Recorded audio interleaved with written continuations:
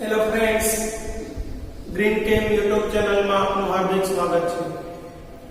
મિત્રો, આપણે last time રાસાયણિક પ્રક્રિયાનું સંતુલન, તત્વયોગમિતીય ગુણાંક અને સીમિત પ્રક્રિયકની વાત કરી. આજના લેક્ચરમાં મિત્રો આપણે મોલ અંશ, મોલારિટી અને મોલાલિટી નો ઉપયોગ શીખવાના છે. ખૂબ જ આજનો ટોપિક મોસ્ટ ટાઈમથી થશે. સાંદ્રતા દર્શાવવાની પદ્ધતિ તરીકે તેને ઓળખવામાં આવે છે અને એક્ઝામમાં ખૂબ જ વારંવાર પૂછાતો આજનો પ્રશ્ન ટોપિક છે. તો વિડીયોને અંત સુધી જુઓ. જો ચેનલમાં તમે નવા છો તો ચેનલને સબસ્ક્રાઇબ કરો, લાઈક કરો, કોમેન્ટ કરો અને શેર કરો. જોઈએ આજનો પ્રથમ ટોપિક, મોલ અંશ. મોલ અંશ જેને ઇંગ્લિશમાં મોલ ફ્રેક્શન કહેવાય. એનો સિમ્બોલ છે મિત્રો કેપિટલ X. કેપિટલ X થી તેને દર્શાવવામાં આવે છે. મોલ અંશને, મોલ ફ્રેક્શનને કેપિટલ X થી દર્શાવવામાં આવે છે. મોલ અંશ એટલે શું? દ્રાવણમાં રહેલા કોઈ એક ઘટકના મોલ અને કુલ મોલના ગુણોત્તરને મોલ અંશ કહેવાય. દ્રાવણમાં રહેલા કોઈ એક ઘટકના મોલ અને કુલ મોલના ગુણોત્તરને મોલ અંશ તરીકે ઓળખવામાં આવે છે, જેને આપણે આ રીતે વ્યાખ્યાયિત કરી શકીએ મિત્રો.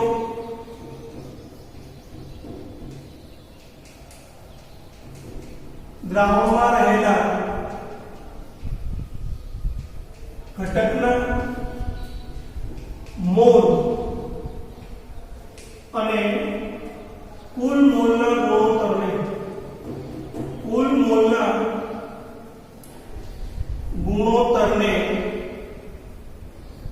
મોલ અંશ તરીકે ઓળખવામાં આવે છે. પણ મિત્રો, આપણે મોલ અંશ માટે સૌપ્રથમ મોલ શબ્દ સમજવો પડે. આપણે જાણીએ છીએ મોલ એટલે વજનના છેદમાં આણ્વીય દળ. તો સૌપ્રથમ આપણે ઘટકના વજન જાણતા હોવા જોઈએ અને સૂત્ર પરથી આણ્વીય દળ શોધવાની પદ્ધતિ આપણે ઓલરેડી આગળના લેક્ચરમાં ભણી ગયા છે.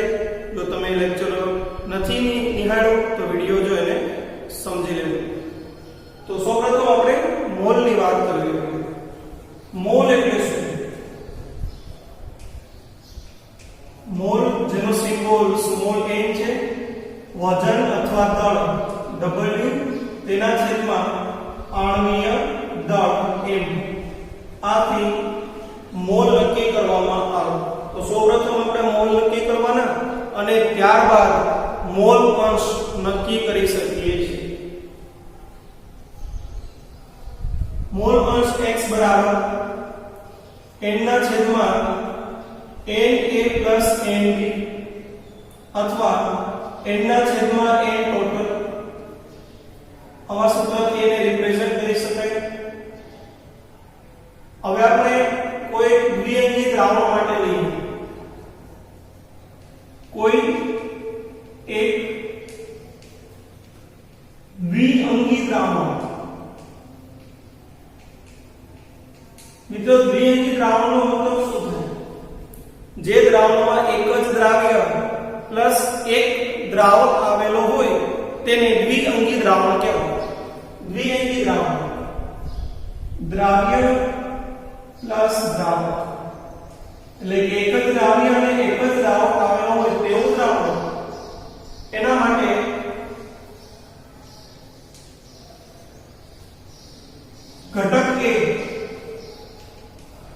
ઘટક એના મોલ આપણે n1 લઈએ. ઘટક b ના મોલ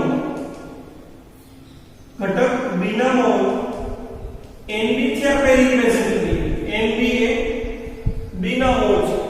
તો કુલ મોલ બરાબર લખી શકાય મિત્રો, કુલ મોલ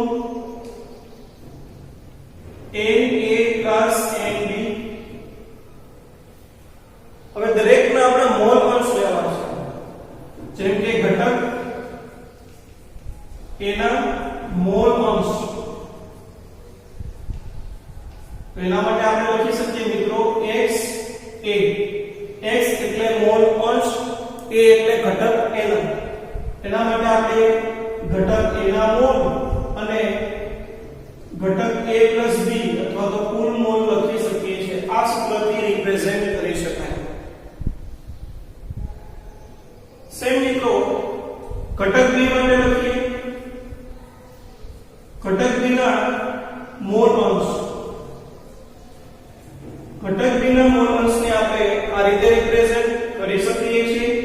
xb = nb ના બીજા ઘટકના મોલ અને કુલ મોલ na + nb, આ રીતે રિપ્રેઝેન્ટ કરવામાં આવે છે. તો આ રીતે તો મોલ અંશ સૂત્રનો ઉપયોગ કરીને સરળતાથી આપણે શોધી શકીએ છીએ. હવે આપણે જોઈએ મોલારિટી અને ત્યારબાદ મોલાલિટી.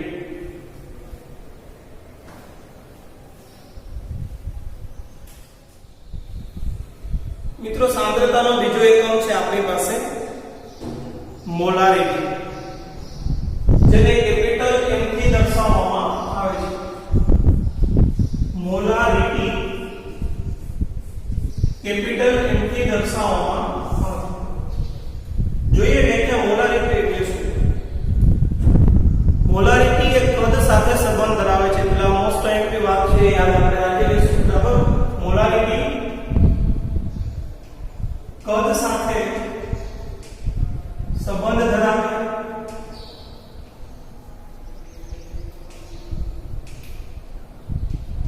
બીજો મોસ્ટ ટાઈમની મુદ્દો છે મિત્રો તાપમાનની અસર થશે. મોલારિટી પર તાપમાનની અસર ચોક્કસ થતી જોવા મળે છે. કારણ કે તાપમાન વધારવામાં આવે તો દ્રાવણના કદમાં ફેરફાર થશે. એટલે ખાસ આ યાદ રાખો, તાપમાનની અસર દર્શાવો. તાપમાન વધે મિત્રો, તાપમાન વધે તો એના કદમાં ઘટાડો થાય. v એટલે કદ ઘટે, તાપમાન વધે એટલે તાપમાન વધારતા કદમાં ચોક્કસ ઘટાડો થશે. અહીંયા આપણે 1 લિટર અથવા તો 1000 મિલીલીટરની વાત કરવાની છે. દ્રાવણનું કદ કેટલું લેવાનું છે? 1 લિટર અથવા તો 1000 મિલીલીટર દ્રાવણમાં ઓગાળેલા દ્રાવ્યના મોલ, તેને મોલારિટી તરીકે ઓળખવામાં આવે. મોલારિટી એટલે 1 લિટર દ્રાવણમાં દ્રાવ્ય થયેલા મોલની સંખ્યા. આ તેની વ્યાખ્યા થઈ. બીજી વ્યાખ્યા પણ મિત્રો આપણે આપી શકીએ છીએ. આ વ્યાખ્યા ના આપી હોય તો બીજી વ્યાખ્યા પણ આપી શકાય. સેકન્ડ આપણે જોઈએ, 1 લિટર અથવા 1000 મિલીલીટરમાં પદાર્થના અથવા તો દ્રાવ્યના આણ્વીય દળ જેટલું વજન ઓગાળતા, આણ્વીય દળ જેટલું વજન ઓગાળતા અથવા દ્રાવ્ય કરતા બનતા દ્રાવણને 1 મોલર દ્રાવણ તરીકે ઓળખવામાં આવે છે. 1 લિટર દ્રાવણમાં પદાર્થના આણ્વીય દળ જેટલું વજન ઓગાળતા બનતા દ્રાવણને 1 મોલર દ્રાવણ તરીકે ઓળખવામાં આવે છે. અથવા આવા દ્રાવણની મોલારિટી 1 છે એવું આપણે કહી શકીએ છીએ. મિત્રો સૂત્રાત્મક રજૂઆત આપણે જોઈએ. મોલારિટી બરાબર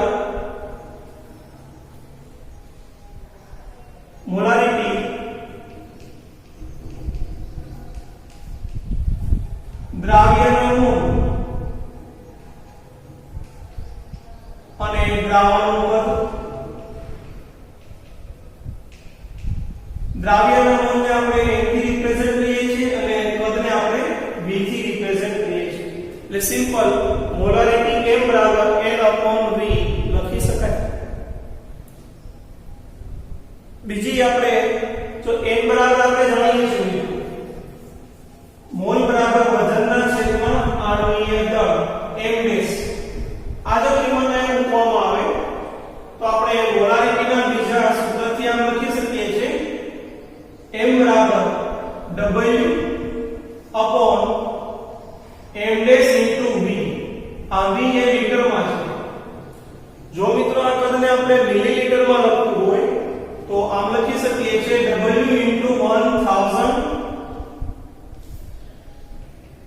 m dash into vml millilitre. આ પણ મોલારિટીનું સૂત્ર છે.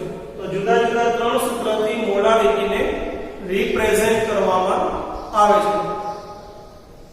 આ ત્રણ પૈકી કોઈ પણ સૂત્ર યુઝ કરી શકાય, પણ રકમમાં આપણને એક્ઝામમાં અલગ અલગ ફોર્મમાં ટ્વિસ્ટેડ સ્વરૂપે પૂછે એટલા માટે આપણે દરેક ફોર્મ લખેલા છે.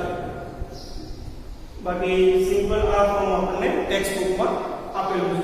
તો મિત્રો હવે આપણે જોઈએ મિશ્રણની મોલારિટી.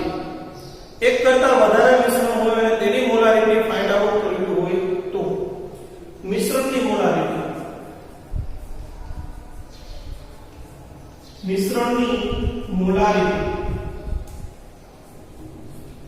મિશ્રણની મોલારિટીને મિત્રો આ રીતે રિપ્રેઝન્ટ કરવામાં આવે છે m બરાબર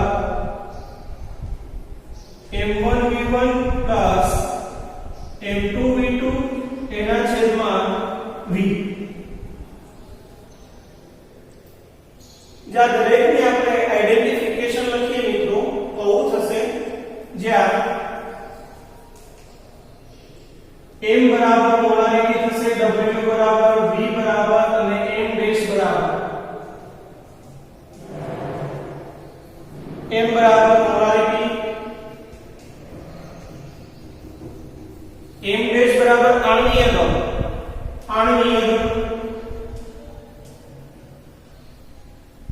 w બરાબર દ્રાવ્યનું વજન અને v બરાબર દ્રાવણનું કદ. આ લીટરમાં અથવા તો મિલીલીટરમાં ગમે તે હોઈ શકે. આપેલી કિંમત રકમમાં આપણે જોઈને લખી શકીએ છીએ. આ મિશ્રણની મોલારિટીમાં માની લો કે આપણે કોઈ પણ એક મિશ્રણનું કદ અને મોલારિટી જાણીએ છીએ તો અન્યની આપણે મોલારિટી જાણતા હોઈએ તો કદ શોધી શકાય અને કદ જાણતા હોઈએ તો મોલારિટી શોધી શકાય. અને કુલ મોલારિટી પરિણામે શોધવું હોય તો પણ જાણી શકાય. બીજું એક સૂત્ર છે મિત્રો m1v1 બરાબર m2v2. બે પૈકી કોઈ પણ એક મિશ્રણની મોલારિટીને કદ જાણીએ છીએ તો અન્યનું કદ કે મોલારિટી શોધી શકાય. જેમ કે હું લખું m1 બરાબર સૂત્રનો કરતા બનાવું તો m2 v2 ના છેદમાં v1 થશે. m2 મને શોધવું છે તો m2 બરાબર અથવા તો v2 શોધવું છે તો v2 બરાબર આપણે લખી શકીએ m1 v1 ના છેદમાં m2. તો પરિણામે બંને દ્રાવણો આપણે જાણતા હોય તો કુલ મોલારિટી શોધવી હોય તો આ સૂત્રનો ઉપયોગ કરવાનો. બરાબર. પરિણામે મોલારિટી માટે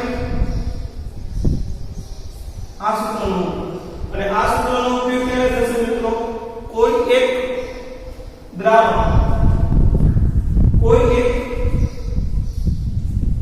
દ્રાવણની મોલારિટી અથવા કદ શોધવા માટે આ સૂત્રનો આપણે ઉપયોગ કરી શકીએ છીએ. આનાથી આપણે ફાઇન્ડ આઉટ કરી શકીએ. તો આ રીતે એક એક્ઝામ્પલ લઈએ. ચલો આપણે એક એક્ઝામ્પલ લઈએ. એક મોલ NaOH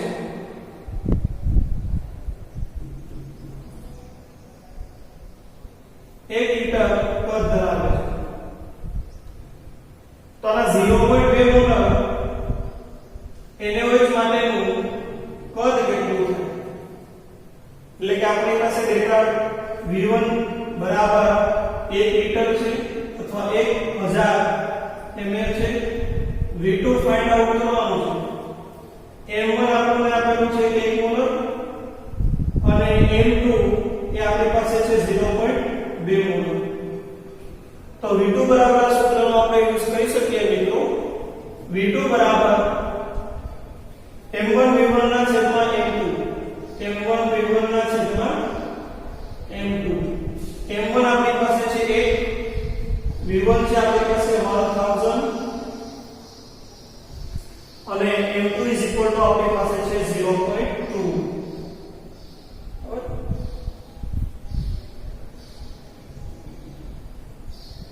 આ રીતે આપણે કદ ફાઇન્ડ આઉટ કરી શકીએ છીએ. બરાબર 0.2 મોલર આયા બરાબર. અને ગુણ્યા 10 કરો એટલે 2 થઈ જાય 1000 અને આયા 2 ગુણ્યા 10 લખી શકાય એટલે કે આ જે છે સીધું 0 0 કેન્સલ થશે અને 500 ml જવાબ. આ રીતે મિત્રો સરળતાથી ખૂબ જ સરળતાથી આપણે ફાઇન્ડ આઉટ કરી શકીએ છીએ. જે વાત હતી મોલારિટીની ખૂબ જ મહત્વનો ટોપિક છે અને નીચેના દાખલાઓના આધારે પૂછાઈ જાય એટલે ખાસ યાદ કરી લેવું. ત્યારબાદ આપણે નેક્સ્ટ જોઈએ મોલારિટી. તો મિત્રો આ ચેપ્ટરનો લાસ્ટ ટોપિક આપણે ભણવા જઈ રહ્યા છીએ મોલારિટી. મોલારિટીને સ્મોલ m થી દર્શાવતા હતા. મોલારિટીને કેપિટલ M થી દર્શાવવામાં આવે છે. મોલારિટીને સ્મોલ m થી દર્શાવવામાં આવે છે. મોલારિટીને કેપિટલ M થી દર્શાવવામાં આવે છે. કેપિટલ M મોલારિટી રીટી. મોલારિટી એટલે સ્મોલ m. મિત્રો મોલારિટીની વિરુદ્ધ છે. મોલારિટીની વાત આપણે કરીએ તો વજન સાથે સંબંધ ધરાવે. વજન સાથે સંબંધ ધરાવે છે. બીજો પોઈન્ટ તાપમાનથી સ્વતંત્ર છે. મોસ્ટ ટાઈમ T છે મિત્રો, સ્વતંત્ર છે. એટલે કે આની કોઈ તાપમાનની અસર થતી નથી. વજન ઉપર તાપમાનની અસર થાય નહીં, કદ ઉપર થાય એટલે તાપમાનથી સ્વતંત્ર છે.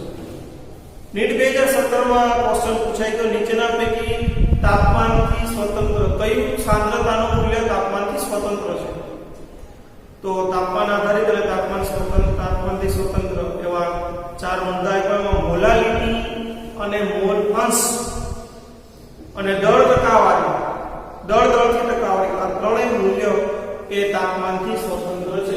તાપમાનથી સ્વતંત્ર મૂલ્ય એનું લિસ્ટ લખી દઉં તમને.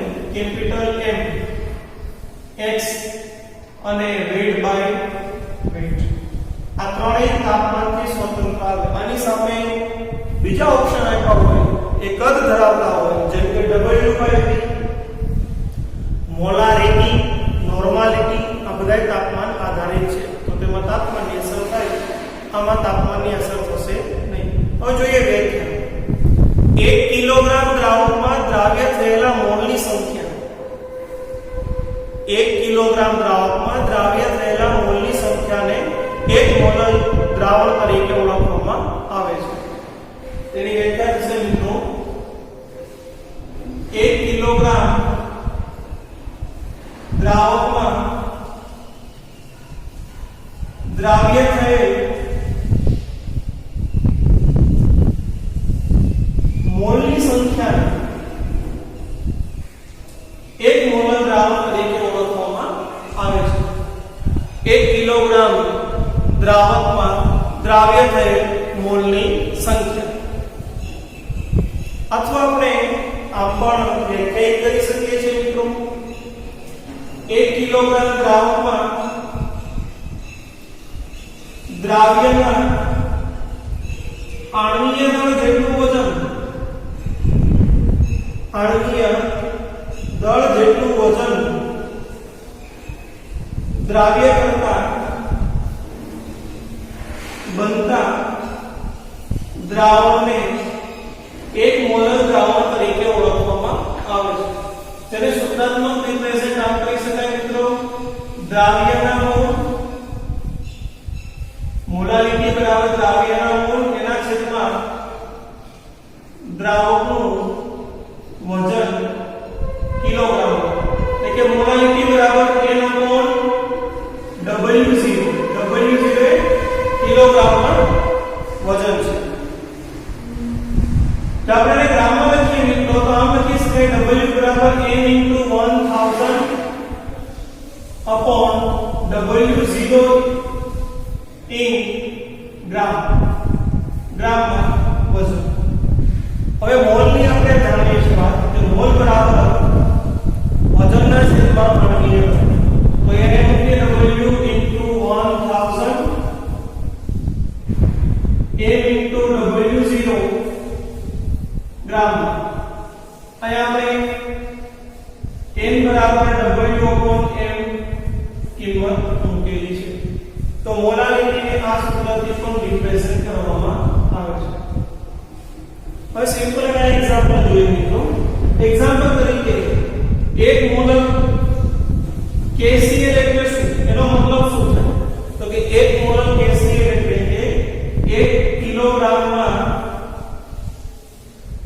1 કિલોગ્રામ પાણી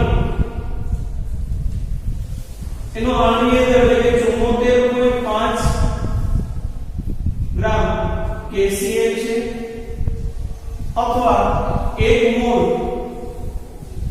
KCl દ્રાવ્ય થયેલો છે. આ તેનો સિમ્પલ મીનિંગ થાય. તો મિત્રો ખૂબ સરળ આપણે મોલાલિટી, મોલાલિટી અને મોલ અંશની વાત કરી. આવતા લેક્ચરમાં આપણે કોયડાના 1 થી 10 ક્વેશ્ચન લેશું, ત્યારબાદ સ્વાધ્યાયની શરૂઆત કરશું.